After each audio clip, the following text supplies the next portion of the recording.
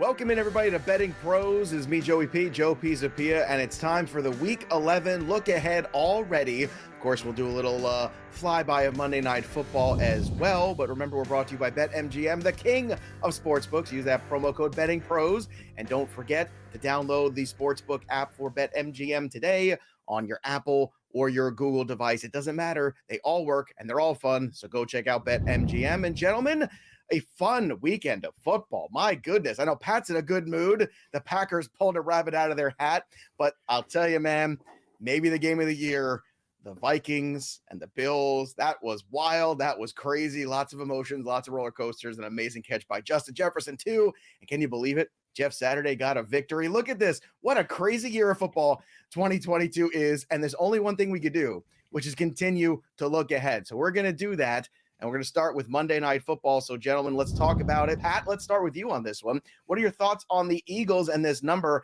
of 11 tonight? Boy, it's a tall number. And one of the only things that Washington does really well is defend the run. So, I don't know, does that make them uniquely equipped to deal with the Eagles here tonight? No Avonte Maddox for the Eagles. So maybe that helps spring Curtis Samuel and get this offense going a little bit. But I don't know. I'm kind of inclined to lay off this one. The number feels about right. The total feels about right. Like, I just don't see any value here. Freedman, you know, sometimes these in-division games and familiarity with teams, especially on these, you know, primetime games, these teams get up for this, right? Washington Commanders are going to be excited to be playing on a primetime game here. Nobody's giving them a chance. The underdog narrative. Do you think all of that kind of puts that 11 in a little bit of danger where maybe it's not as comfortable as a number as people might think? Yeah, I mean, it could. There is a theory that, especially in a divisional rematch, the team that lost before, they tend to make changes, and the team that won, they tend to, try to do what gave them success in the first game. And so in theory, the edge could go to the underdogs here. I have this, like Fitz, projected exactly at 11 here, and I'm right there with the total. And of course, I was probably a degenerate too much last week, getting a little too far over my skis. And so, yeah, I bet this Philly 10.5.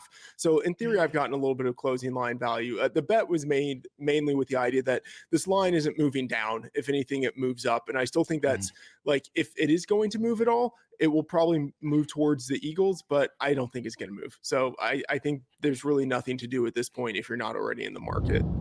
All right, well, let's get in the market for Week 11 in the NFL. The Tennessee Titans now 6-3 going against the Green Bay Packers, who are 3-6 and still in the playoff hunt, if you can believe it, because that's the story of the NFC. But let's talk about this. Let's talk about the Packers here. They are 1-point favorites at home. Tennessee is a team that, I always say it every week, they drag you down to their level. It's ugly, smash-mouthy kind of football. And that has been a successful formula for Mike Vrabel and this team for quite a while now. Is this the exact worst kind of team for the Packers to be playing after this week? Pat Fitzmaurice, what are your thoughts here on this one? Because we got 41 as the number, and that might even feel too high for me. Your thoughts on the Titans and Green Bay Packers? Was there a good team for the Packers to play, Joe? Because they've lost to, a series of bad teams before turning things around against the Cowboys. Well, I think the thing is, you're talking about physical football teams. The Cowboys defense certainly can play physical, but offensively, they are not exactly, they're not handing the ball off to Derrick Henry 25 times. You know what I'm saying? It's not the kind of team that's gonna push you on the lines. The Titans want to win games on the lines, and that's one thing that I think is tough because the Green Bay offensive line hasn't played all that well this year. We all know that. So, look, it's basically a pick 'em. But to me, if you ask me, I would have thought Tennessee would be favored by more going into this game. Yeah, it's funny, Joe, because late into the third quarter yesterday, the Packers had, I think, 13 pass attempts for the game. Like, they were actually trying to play Tennessee Titans football against the Cowboys yesterday and, basically run it and just pass in an opportunistic sort of way. But yeah, so the first thing I think about is Derrick Henry against the Packers defense. Not good. Packers run defense has been a mess all year. But the emergence of Christian Watson for the Packers yesterday was no small thing. Like, this offense needed a playmaker in the worst way. And it looks like they might have discovered one. So with this total, the low total, on one hand, yes, both teams are going to play conservatively. Maybe that's sort of the Packers' new approach. And if the Packers do try to play that way. They're playing right into the Titans' hands because they defend the run so well. On the other hand, though, I think both of these offenses could potentially be pretty efficient here. I mean, I do think the Titans will be able to run with success against the Packers, and, maybe Aaron Rodgers is able to pick on the Titans' pass defense a little bit. So I like the over here, not feeling really strongly about a side. Yeah, it's funny because last night when I put the show sheet together, this number was at 1, and now this morning I see on bettingpros.com it is 2.5 now on the Green Bay side. I'm jumping all over Tennessee here, Freedman. I am making no qualms about this. I have no apologies. I'm not drinking the green Kool-Aid because I don't know what flavor it is. It could even be that Ecto Cooler stuff, which was super weird when I was a kid and I wouldn't drink it then. So Freedman, what are your thoughts on this? Any early value on this Packers-Titans contest? Yeah, I'm the other way, but I can see the side for the Titans because the Packers are most vulnerable on defense against the run. This feels like a Derrick Henry smash spot where they just give him the ball 30 times a game and keep it close and win by a field goal. And Mike Vrabel as an underdog, that's when you want to back him. So it's kind of the perfect spot. The thing is, I look at Tennessee and I have no respect for really what they're doing on offense. Tannehill is still limited. Like you could see it physically. He's still very much limited. Sure. And now he's playing on short rest. And on defense, they're missing like 7 starters. This feels like a changing point for the Packers offense where they were starting to do a lot of things right against a really tough Cowboys defense. So I have upgraded them a little bit. I have this around like 2.753. And so if I can get it under the key number of 3, I will be inclined to take Aaron Rodgers at home. But, in reality, there's probably not much value here, but I would lean pretty strongly towards the Packers. I just took the Titans while you were talking on the money line at plus 128 over on FanDuel because it was a good sell job. You really tried. You had a lot of good points there. I'm going to go back to the Derrick Henry smash part because I just don't think at the end of the day we can stop that. The Chicago Bears, Justin Fields is almost unstoppable. Not quite, but almost. The Bears and the Falcons are going to lock up here in this one. The Falcons are 3-point home favorites, which basically tells you that, Vegas has no clue whenever you see that. You got 48.5 on the over under here and plus 143 on the money line for the Bears. So certainly last Sunday here, it was a contest that was very winnable for the Chicago Bears. They had their moments. Give credit to the Lions. They showed grit. Yes, grit. That's what they showed. We've been hearing about it for all these months, but we finally saw it in action. So what do you make of this one? Atlanta coming off a tough loss, a little bit extra time to prepare, but the Bears offense really starting to look like something that's going to give a lot of people fits, and opposing defenses are going to be chasing them for days and days. What are your thoughts on this early value, if any, Freedman, for the Falcons and Bears? Well, he said give them Fitz, and Fitz's ears perked up. It's like, I heard my name there. Should the Falcons be favored against anyone, even at home? Like this line feels really wrong. And Arthur Smith is 3-9 against the spread at home for his career. Like he does not have a home field advantage, at least historically, based on how his team has performed when playing in the Mercedes-Benz Stadium. So I have these teams very even. And I'll say I also see value on the over here. Like the Bears have been an over team for the past month, as their defense has lost players to trades.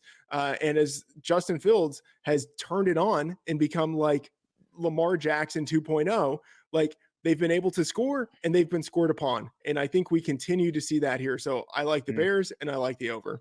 It's a great point. Another 60 points in the contest plus that they had on this Sunday. Is that the way to approach this game too, Fitz? And just stay away from winners and losers. And as Bruce Springsteen said, don't get caught on the wrong side of that line. Yeah. So this is a really interesting game in that it's tied for the highest total on the board this week between the 2 run heaviest teams in the NFL. Like the Bears are running the ball on 59.6% of their offensive snaps. The Falcons on 56.1% of their offensive snaps. So also these are 2 slower paced teams offensively. Like the Falcons are, looking for this. Falcons are 30th in offensive pace, Bears 23rd. So 2 run heavy, slow paced teams. And we've got this super high total. I can't quite get on board with the over here. I'm not sure I'm confident enough in the under to totally fly in the face of Freedman here and defy him and go under. Nice alliteration, though. That was well done. To fly in the face of Freedman's. Exactly. So, yeah, I mean, the Falcons have allowed the second fewest rushing yards to opposing quarterbacks, but I actually don't really buy into that because they really haven't played any running quarterbacks, save for like Justin Herbert, who just sort of runs opportunistically. So, yeah, like I agree with Freedman. If I'm betting this, I'm betting the Bears. And the total just kind of makes me nervous. I don't think I can go over here with these two teams trying to drag football back into the 1970s. I will say quickly to Fitz's point, I totally agree with everything that he said regarding the slow pace and the run heavy nature of both offenses. The thing is, both of these teams play with great efficiency, especially like with Fields being able to take off and turn like any run into a 60-yard gain. So the efficiency is what will give this game the over if it actually gets there. I was going to say he could turn any loss potentially into a 50-yard game, which is even more. I mean, that is such a backbreaker for defenses when they have somebody dead to rights and he breaks 3 tackles and then goes scores a touchdown on them. That is just the stuff. Bonus points. Can you name the Bruce Springsteen song that I quoted? Anyone? Come on. There's winners and losers, and don't get caught on the wrong side of that line. No. Atlantic City. It's a good tune. You should listen to it today, everybody. All right, so the little music lesson for you. Let's go to the next one here, and we've got the Carolina Panthers coming off a big W. See, primetime games. Those guys know everybody's watching. This one, though, they are 12.5-point underdogs going into Baltimore, and rightfully so, because that Baltimore Ravens defense looks very, very good right now. 44 is the number for this one. If you like the Panthers to upset, and if you do, I'd like you to check into a local medical facility. It's plus 500 if you like that. Now, anything can happen. We all know that, but let's talk about the 12.5. Let's talk about any early value here. Fitz, when you're looking at this situation here for the Baltimore Ravens and the Panthers, do you see any value at all? Do you see this 12.5 growing potentially even larger as the week goes on? It could. And I don't see any value, Joe. I will not bet favorites this big in the NFL, and I won't bet against the Ravens at home. So I would be violating 2 policies by playing either side of this game.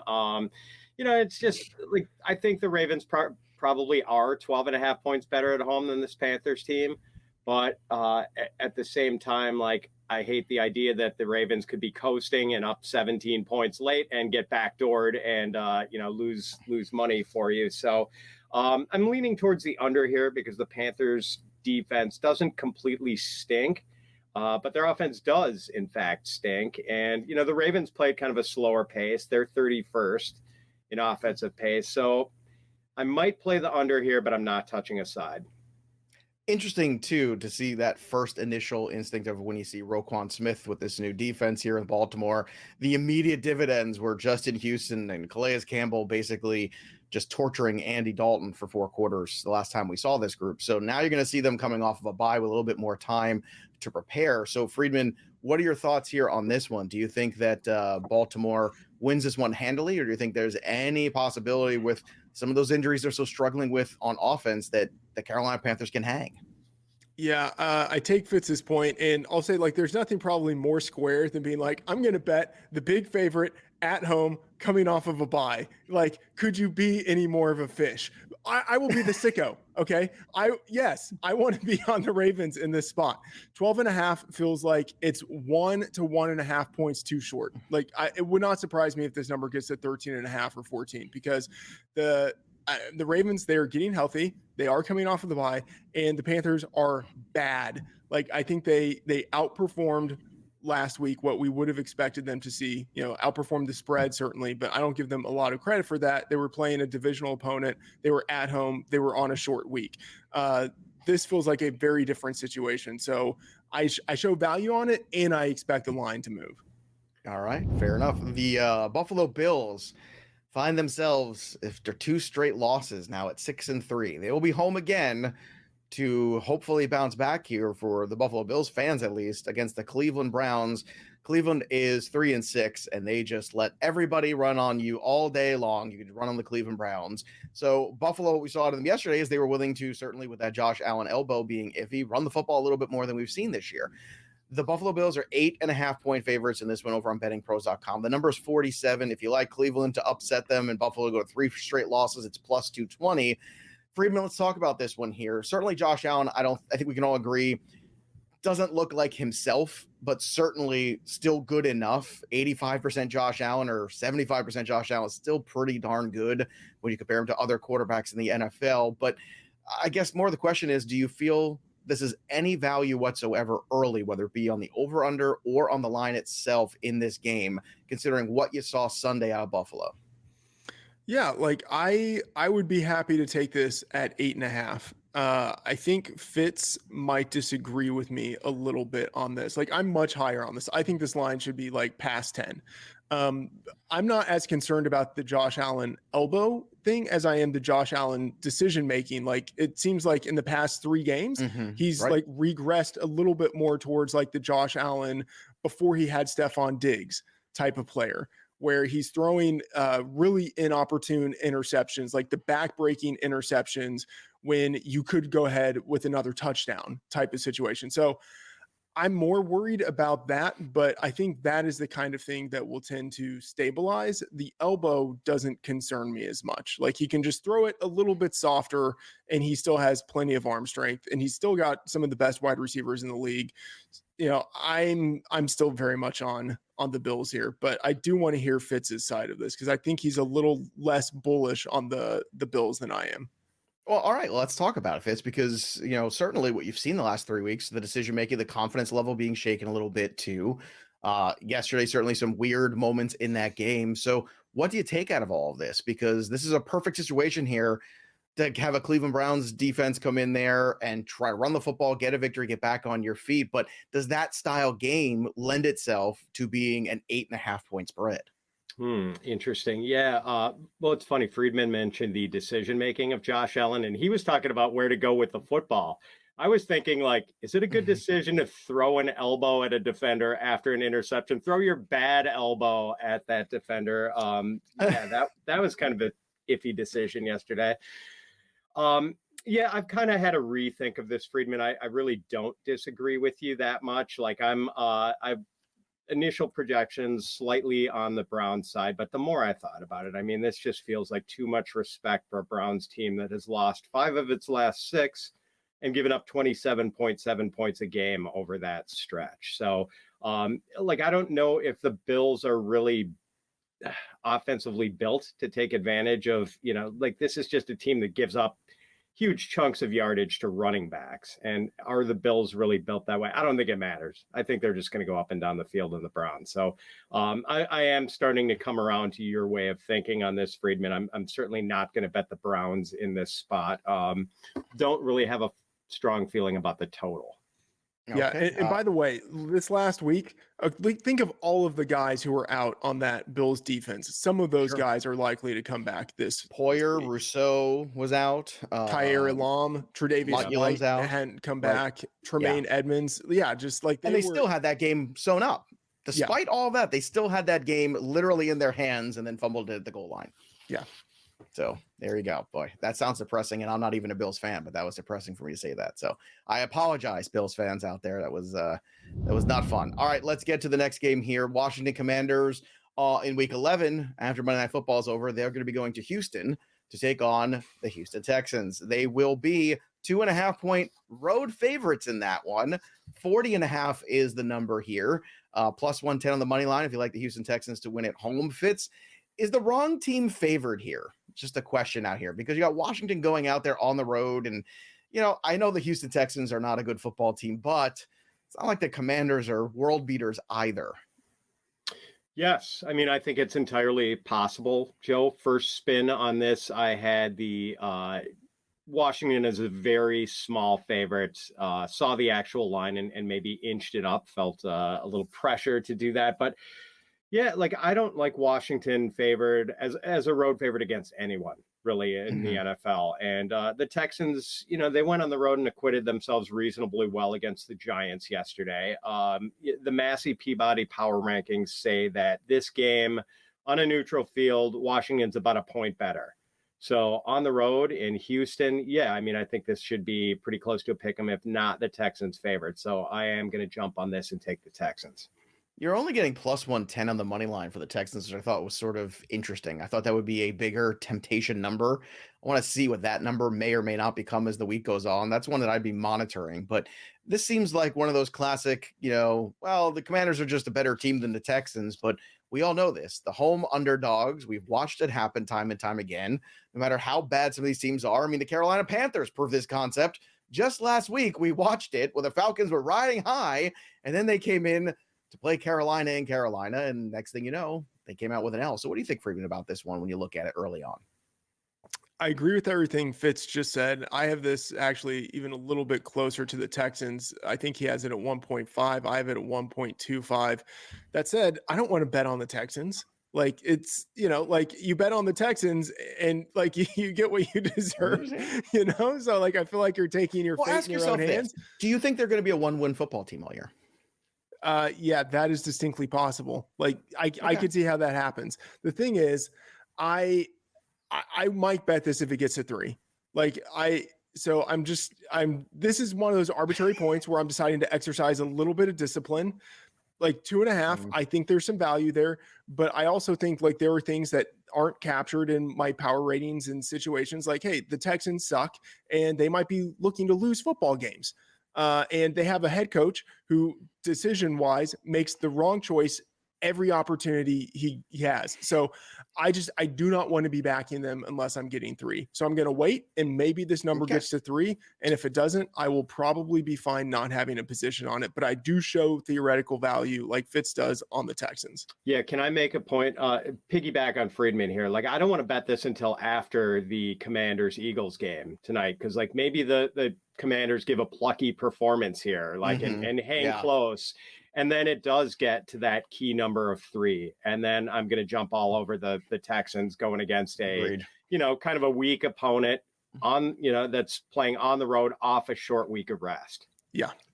Excellent approach. We all turn our keys on that one. Very good. All right. Philadelphia Eagles undefeated as of now, as us recording this podcast. They are 8.5-point favorites on the road in Indianapolis. Feel good story for Jeff Saturday.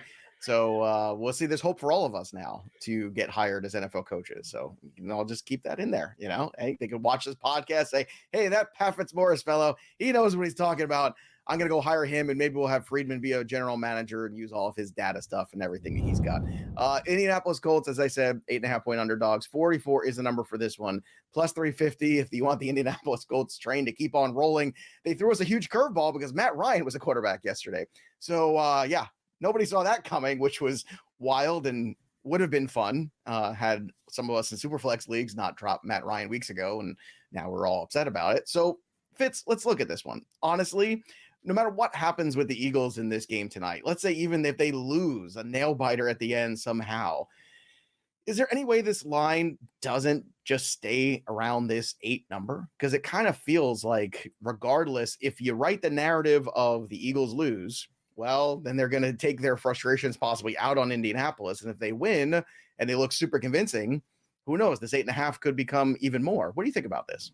Yeah, it's going to be over a touchdown for sure. But maybe if they completely crush the Commanders tonight, we see this bounce up to like 10 or something like that. So I just got to say, I've been waiting for like 16 hours to talk to Freedman about this game and the Colts because, Freedman really liked the Raiders yesterday. And, on our Sunday morning live stream, I pushed back a little and I took the Colts as part of our money line underdog parlay, which came in, by the way, because Freedman gave us the Lions and I gave us the Colts. So we hit that nicely. We just have to do such a major reassessment of the Colts here under Jeff Saturday. Like it looked like they were in full on tank mode. And then they swerve us and bring, Matt Ryan out of mothballs after we thought they were just going to roll with Sam Ellinger and try to, get that high enough pick to find the replacement quarterback. Like how was it kept under wraps all week that Matt Ryan was going to start? And why didn't anyone speculate? Like, maybe Jeff Saturday goes back to Matt Ryan. I don't know. Maybe the Colts aren't really tanking. So, man, the Eagles are coming off short rest. I have no idea what the Colts' motivation is. Like, there's too much weirdness here. I just can't bet this game. All right. Freedman, your thoughts here on the Colts and what you saw yesterday, which was getting back to basics, running the football with Jonathan Taylor. That works. That travels. Losing Shaq Leonard on IR for 4 weeks certainly isn't going to help anybody defensively. But, sometimes we see this, right? We always talk about this. We talked about in the show earlier this year, the bounce, the changing of the head coach, that 1 week bounce. Is that all this was? Or does it have any carryover whatsoever where maybe you want to lock in this number now before it gets even bigger? Yeah. So thinking about that game last week, there were some, like whispers. There were some beat reporters saying they could go back to Matt Ryan at some point. I wasn't thinking that was going to happen right away. And, it's on me for like taking a little bit of time to hashtag smell the roses yesterday. So I totally missed the Matt Ryan news until it was too late. Like I would have bought out of the position if I had known Ryan was going to be the starter, because the thesis of the play was all of this put together. You have Ellinger out there who's not a professional quarterback. If I had known Matt Ryan was on it, the line would have been totally different. I wouldn't have been playing it. And now with Matt Ryan there, seeing what we saw out of the Colts yesterday, I actually am showing some value on the Colts here, which that hurts my stomach, because I feel like I'm going to get, I'm going to get banged by him on next week, or last week, and then banged by him this week if I stay away then. Sometimes you got to stay away. Yeah, you got to let those tough to reach chips go. This feels like a stay away. And by the way, the Colts, absolutely, they're going to want to run the ball, because the hashtag sort of get back to basics. That is what they will be doing in this game. And the Eagles, they are weakest in run defense. So that does make me lean even a little bit more, outside of the projections, lean a little bit more towards the Colts. But I don't want to be betting on Jeff Saturday and a guy who's never called plays before and dead arm Matt Ryan. I don't want to do that. So I'm going to have to think about this a little bit more. I'm way too tilted about the Colts. When you talk about the fact that the Eagles and the Colts both want to run the football so much, though, too, running the football takes up time. Less time you have, chances are less points we're looking at the board. Is the 44 the way to go with this? And the under, gentlemen, anyone? Thoughts? I'm a point toward the over here. Okay, very interesting. Freedman, I'm right at the number. I'm at 43.9. Okay. So all right, well, could you get a little closer to the number, please? Just a little closer. All right, let's go to the New York Jets and the New England Patriots. Both of these teams coming off a bye in Week 10, but now it's Week 11. New England Patriots 3.5-point favorites, so Vegas likes them just a little bit more than the Jets, basically. 39.5 is the number here. If you like the Jets to keep on rolling, plus 175. Freedman, let's talk about this here. Certainly some more time to prepare. Zach Wilson has had his struggles in the past against that Patriots defense every single time. But that Jets defense is for real. We've talked about it here all year on the show. So let's talk about this one here. Do you see any early value in the Pats and Jets?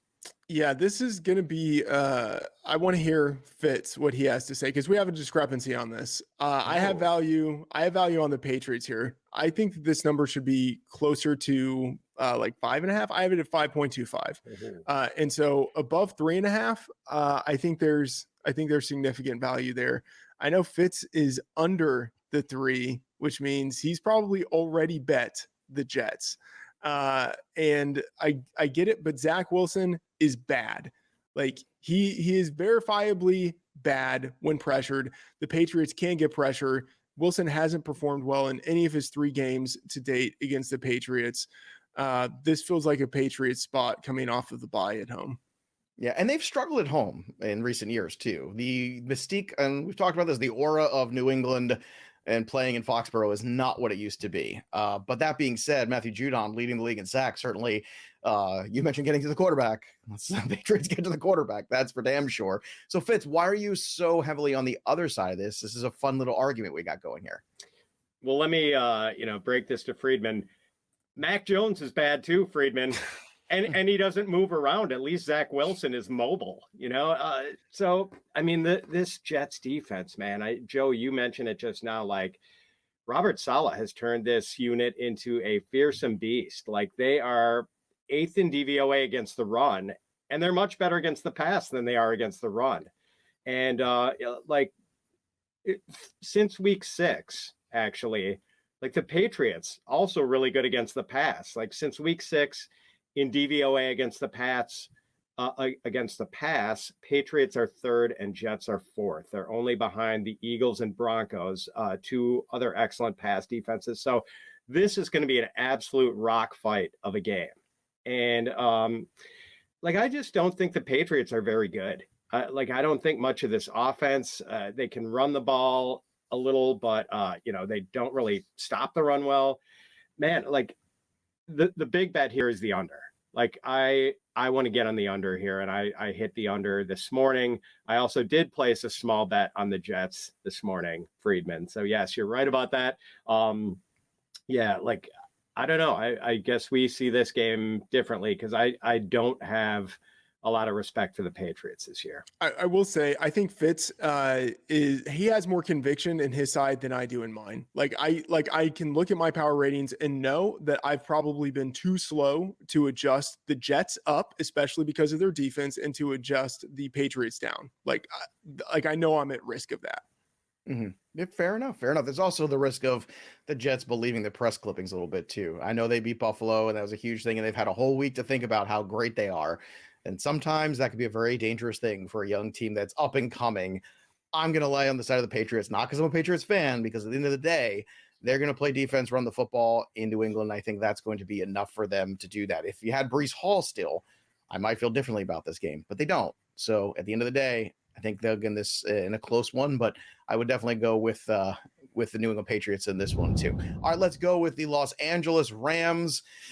Oh, things are not going well for Sean McVay. Neither are they going very well for New Orleans. They are 3-7. The Rams are 3-6. The Los Angeles Rams are going to be 3-point road dogs here. New Orleans will be home favorites with the 3. 39.5 is the number. You get minus 110 if you like the Rams on the money line. Fitz, with the uncertainty right now of the Cooper Kupp situation, I don't think we've gotten an update on it this morning. I haven't seen one. If you have, please share. But your thoughts here early on, is this one where we just don't have enough information about Stafford and Kupp to do anything, or is this the perfect opportunity to make a wager on this game? Because if indeed we aren't going to have Cooper Kupp and maybe even not Stafford again, this number could get larger much quicker. It's the latter, Joe. I seized that opportunity this morning and bet the Saints here. And, while I was looking at this game early morning after doing a lot of other stuff, I kind of forgot about the Cooper Kupp thing. And I was initially on the Rams. And then when I woke up this morning, I realized, wait, they're not going to have Cooper Kupp. All the injury docs, the sports injury docs, seem to think that at best, Cooper Kupp has a high ankle sprain. So he is not going to play in this game. There's no chance. This was not a cramp. This is not something we find out, oh, he's fine, he's going to play. He's going to be out. And what on earth becomes of the Los Angeles Rams offense without Cooper Kupp? I mean, he's their entire passing game. They haven't been able to run the ball all year. They're last in adjusted line yards. They just can't knock anyone off the line of scrimmage. Their running backs are all terrible. They are going to have zero offense in this game. The Saints, Freedman and I were both on the Steelers yesterday. That wound up coming out pretty well. They're not good. And maybe they make the move back to Jameis Winston this week. I'm kind of anticipating that, actually. But, I think a Jameis Winston pick 6 is probably the Rams' best chance of putting up points in this game. I'm going to be all over the Saints. All right. Your thoughts on this one, Freedman, too? This seems like a good early bet right now because, as Powell was saying, the idea of Cooper Kupp playing in this game seems far-fetched at best. Yeah, I agree with Fitz. I do not think that Cooper Kupp plays in this game. I do think Matthew Stafford returns unless the concussion issue is more serious than we were led to believe. But I don't really think that's the case because they were still, theoretically holding out hope that he might be able to play this week. But with their record, maybe they just decide to shut him down and try to get everyone healthy for next year. But that just doesn't feel like the way they're going to do this. So I do think Kupp is out. I think Stafford returns. And I got to say, if that is the case, I am showing value on the Rams. And I would, this sounds so stupid, I would welcome the idea to bet against Jameis Winston as a favorite. Yes, give me Winston as a favorite, and I will be betting against him almost any time that I can. But I'm showing slight value, and it's a situation where so much is unknown. I'm probably going to wait to see what happens and see if the line moves even more. Because if I mean, if Stafford is out, I'm certainly not betting on the Rams at that point, and we just don't know with his situation. All right, let's go to. But then again, what is Stafford without Cooper Kupp? I guess He's a guy who has Allen Robinson, which we know how much that's worth. Well, that's why I'm saying maybe no matter what, we just go to the New Orleans side of this game right away and lock it in. Let's go to the Detroit Lions, 3-6, back-to-back W's for the Lions. They are on a winning streak. Yes, the Detroit Lions are on a winning streak. They're going to take on the New York Giants, who are 7-2. They are very much a playoff team right now, and you can say whatever you want. Brian Daboll fired up on the sidelines yesterday after some silly mistakes. That was something to behold, man. I don't think I want Brian Daboll to yell at me. Let me tell you, that guy looks ferocious. But we've got 3.5-point favorites here. The New York Football Giants are 46.5 is the number, plus 165 on the money line if you like the Lions. Freedman, when we have the New York Football Giants here, you have a team that wants to run the football with Saquon Barkley, and you have the Detroit Lions, who we all know defensively have their warts. They have come up with a couple big victories here in these last 2 weeks. What do you think about this one, though? Is there any value here on the 46.5, the 3.5? Do you see anything here you want to do, or do you just want to wait and just forget this game and go right to the prop market instead? I bet this Detroit +4 in the look ahead market. It's still 3.5 in the early market. I see value in that number. It's not that I think this should be like all the way down to a pick 'em or something, but less than a field goal. I think there's value here. All right, Fitz, how about you? Same for you? Yeah. And by the way, I know what you're talking about, Joe. It was, I think, 3rd and short, and one of the Giants had a false start on that. Oh, and, yeah. Man, Dable went ballistic on the sidelines. That was his gourd. He was a cartoon character. And then came back for a second round of it, which was even better. It's like he wasn't. I think you do this as a parent sometimes. Like you're pissed off, your kid did something, you yell at them, and then you realize how stupid that thing was. And you go back the second time and go, do you really understand what you did? Do you realize? And because you had some more time to think about it, and then you go in for that second one. And you come back later and you say, I love you. Don't worry about it. Talk about this just a little bit more. You have the Giants coming off of the bye. I'm sure during that bye week, like a point of emphasis was like, we need to eliminate the mental mistakes, and you see a guy make a mental mistake on a false start. So I'm sure that's what it was. Like, hey man, we just spent 14 days talking about not beating ourselves up. And I love it. I love seeing a coach who cares that much about discipline, hey, let's not make, because I've endured like the Jason Garrett era where it was just like way too many mistakes like that. Oh my God. Some of those Dallas. Jason Garrett teams had so many penalties. And you know what the funny part is too? I think that's so indicative of a team that has shown you that they don't really have a whole lot of talent on that team. Saquon Barkley is a great player, but you really can't afford to make those mistakes. You can't afford to give up plays. And, some teams can afford to do that. Like the Buffalo Bills, okay, you go from, 3rd and 3 to 3rd and 8. Well, they're just going to throw the ball 20 yards down the field on it anyway. It's Patrick Mahomes. You can afford those mistakes. You don't like them, but the Giants can't afford them. They don't have that kind of offense. So Daboll really bringing some discipline there. So that being said, anybody else here, Fitz, you got any feelings about the Giants and Lions here early on? Yeah, I'm glad you said that, Joe. They do not have a lot of margin for error because they are limited on talent. The Giants are. And Freedman and I have talked about how there is not really a lot of respect in the betting markets for the Giants. And I think we're in some ways maybe seeing that here with, the Lions and a team that has struggled to put away games themselves. And the Giants are only favored by 3.5 despite their record. But I see why they're not getting that respect. They really struggled to put away the Texans yesterday. And man, they are so one-dimensional on offense. It was Saquon, and that passing game is so limited. Can they match firepower with the Lions, who, they're the Lions, but they actually do have some offensive firepower. I don't know. I'm kind of right on the line here, but if I play it, I'm going to play Detroit. Okay. Let's go to Vegas and Denver. Oh, Vegas. It's not going to be very long for Josh McDaniels there. Just doesn't feel like it. 2-7 here, 2.5-point favorites. Denver is at home. They need the Vegas Raiders to come in so they could be favorites. Look, I mean, I don't know what people expected in that game. If you didn't bet the under against the Titans and Denver Broncos, I don't know what kind of football you're paying attention to this year. 41.5 is the number for this one. Plus 120 is Vegas on the money line. Look, Denver's got the better D. Pat, at the end of the day, I think that's what's going to win out here. And Vegas just seems like a team that is in disarray a bit, and all the injuries and all the losing, all of that just becomes contagious. I wonder if this 2.5 is actually not big enough. And I don't like Denver, but like, I just kind of wonder that. Yeah, if I bet it, I'm going to bet Denver, Joe. Although I kind of just want to walk away from this game. And by the way, man, there are some unsightly games in week 11. Like, yeah, it's an ugly week. Jets, Patriots, Rams, Saints, Commanders, Texans, and just go unders. You go straight down the line. You do all the unders, and you see what comes up. I mean, like that might be an easy strategy this week. The Broncos, Titans, and Packers. That could also be another one. Yeah. You know? The Broncos ran 80 offensive plays against the Titans and just barely cleared 300 yards of offense. Like that offense is looking really sickly, but their defense is legit. And the Raiders do not have a legit defense. Like, this is one of the best defenses in the NFL versus one of the worst. So I'm going to play the defense, especially since you're getting that good defense in a home game. As of like when I first took a pass at this, like I didn't see a lot of value in this, but like even as I talk about this now, I think I have to bet, especially if you can get it at 3 or less, bet the Broncos. Freedman, Denver, Vegas, any thoughts?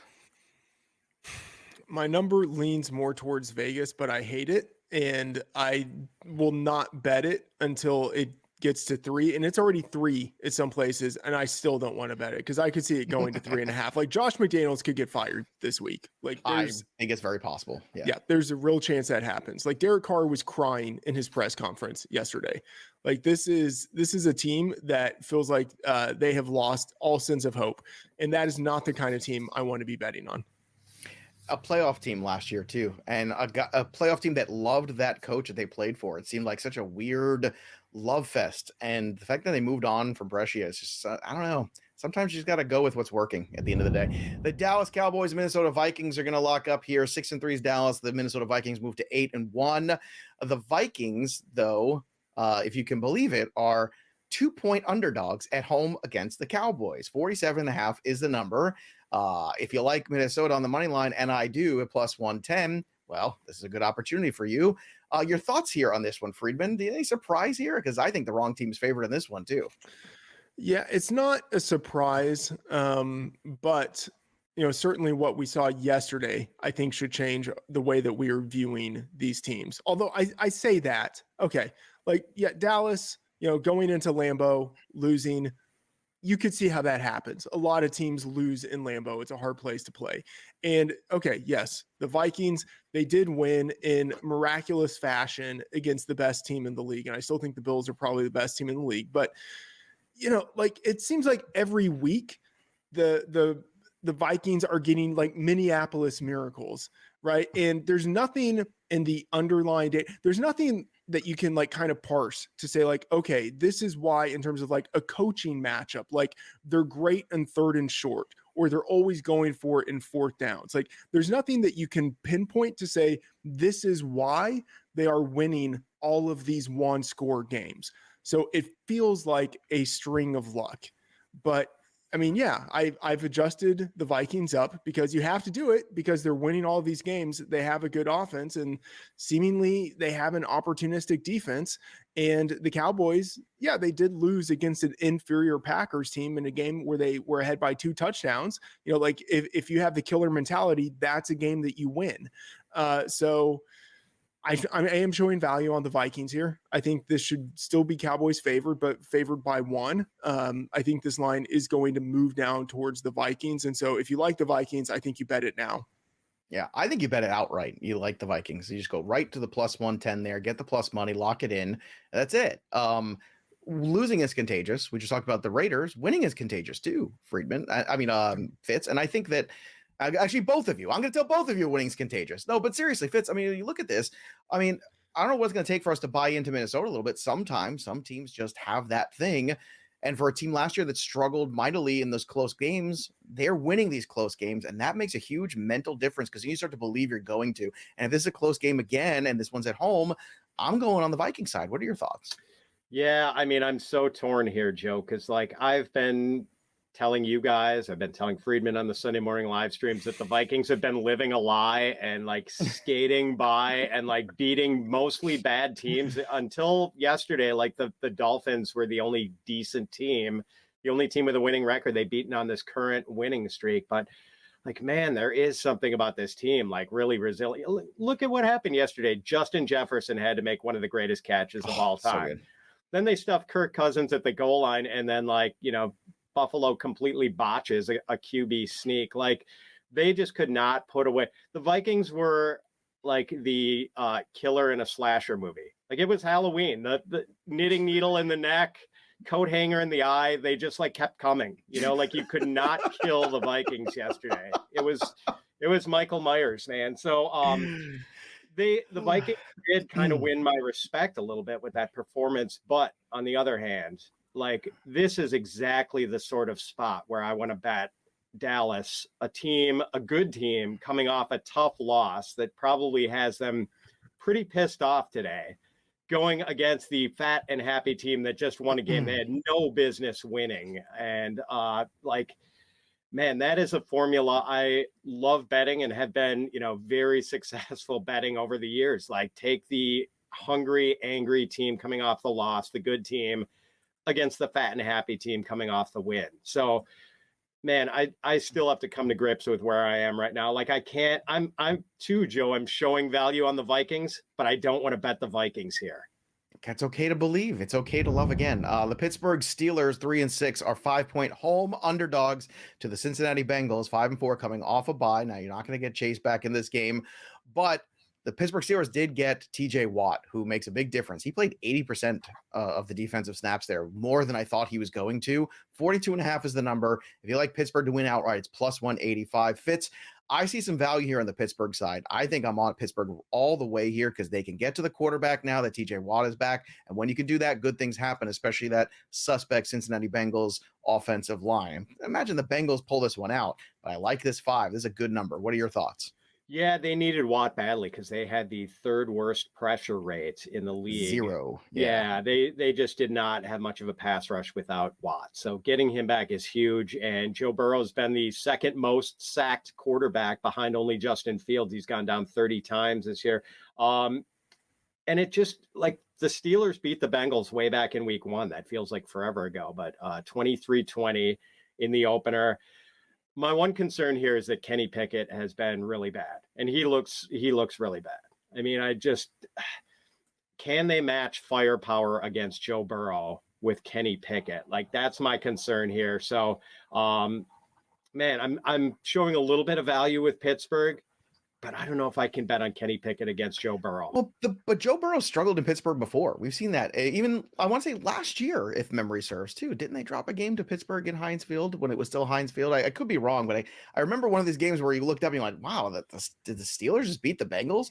But Freedman, your thoughts here, because, again, even if Kenny Pickett struggles, you have to imagine that there's an opportunity here for them to keep this game at least within range. Do you think they can, or maybe you're on the complete opposite of this?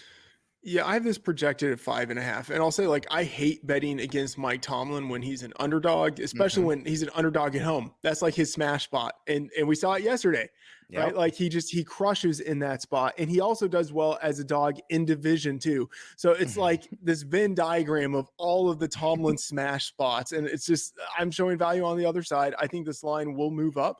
I've been working on a expected points metric for fantasy.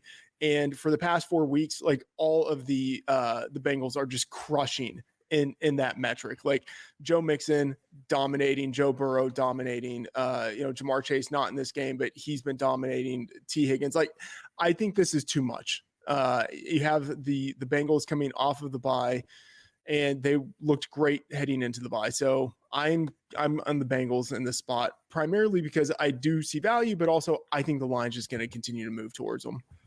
Okay. If it moves continuously towards them, then I will continue to bet the Pittsburgh Steelers.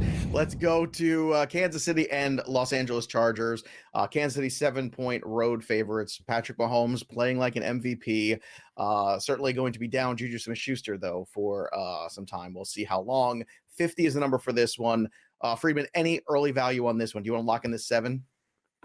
I think so. I have it projected for 7.5. I bet it at 5.5 in the look ahead market, because that number on its face just seemed way too low. But even at 7, it is the key number. I have it at 7.5. So I do think there's a little bit of value there.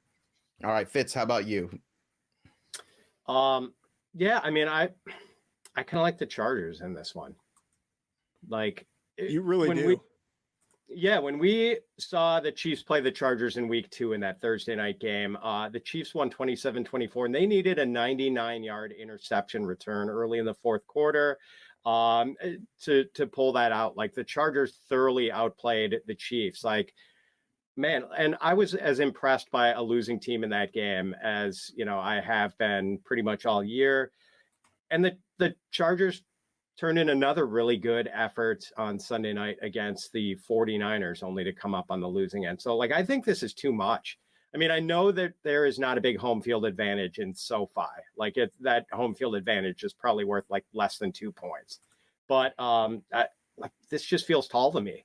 The only difference is they had Mike Williams in that game, and he had 8 catches for 113 and a touchdown. Yeah, they'll maybe Mike have Williams. I don't know. They might have him next week.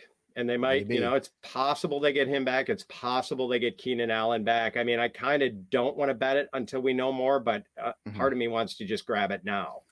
I'm going to take the under on those guys playing. And you have Gerald Everett, who left with a groin injury last night. So, like, all 3 of those guys could be out. Yeah, that's a problem. I would jump on this 7 now if I was people personally. San Francisco 49ers, Arizona Cardinals here. Last one. San Francisco 7.5-point road favorites right now. 45 is the number, plus 190 if you like the Arizona Cardinals on the money line. Fitz, your thoughts on this? Any value you see here early on?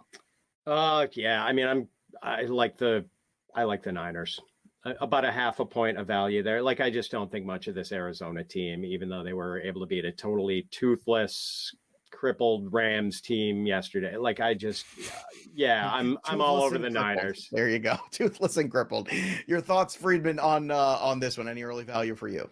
Yeah. So this number is actually at 7.5 now. And, man, I'm showing some theoretical value on the Cardinals, but it's not as if I want to bet this. And this is the Mexico City game, I believe. So, interesting situation there. You do not have the Cardinals at home, kind of the neutral site game for both of these teams, but 7.5, I would be tempted to take the Cardinals, but I haven't done it yet.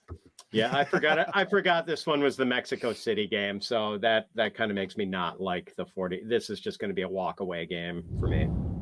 All right. So there you have it. Before we walk away, recap real quick. Fitz, what are your favorite look ahead things really quick before we get out of here? Oh man, I'm all over that Jets Patriots game. I like the Jets. I like the under, and I think I like the Chargers against the Chiefs, believe it or not. I'm flying in the face of Freedman with 2 of these fast bets. Again, he just loves it. We got to get that on a shirt. I love the Titans and the Steelers early on here. I'm locking in those bad boys. Your thoughts, Freedman, and what are your favorite early look aheads for week 11? Yeah, I still like Chicago at +3, and I like Detroit at +3.5. All right, there you have it. Don't forget, everybody, go download that BetMGM app, the king of sportsbooks today. Start making your wagers, and don't forget to subscribe to our YouTube channel as well at Betting Pros, and click that little bell till it goes ding for notifications. That'll do it for us. But the story of the game goes on. For Matthew Freedman and Pat Fitzmaurice, I'm Joey P. We'll see you next time, kids.